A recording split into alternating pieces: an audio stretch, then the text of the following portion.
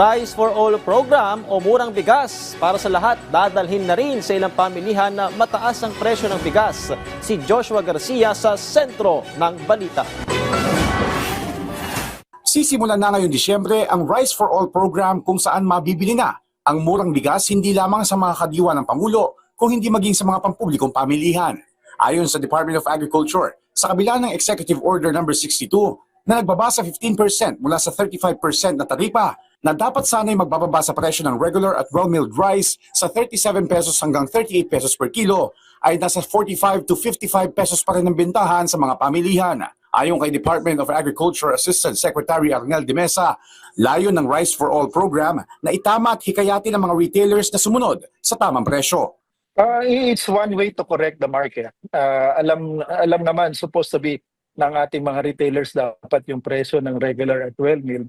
So, kagaya ng nabanggit natin, yung mga kadiwa, kung nakakabenta sila ng ganitong presyo, it could serve as a reference price nung presyuhan dapat.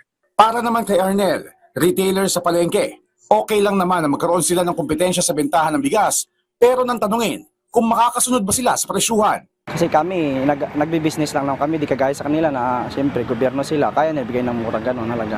Meron kami bibigay mababa pero kunti lang diferensya sa kanila. Di namin kayang pantayan ng gano'ng halaga din.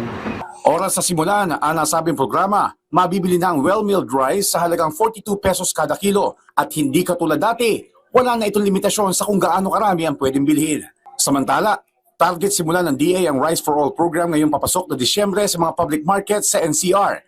Kasunod naman ang mga nasa probinsya sa mga susunod na araw. Pinag-aaralan na rin ng kagawaran ng kanilang magiging hakbang sakaling hindi pa rin tumalima ang mga rice retailers sa tamang presyo ng bentahan sa bigas. Josh Garcia para sa Pambansang TV sa Bagong Pilipinas.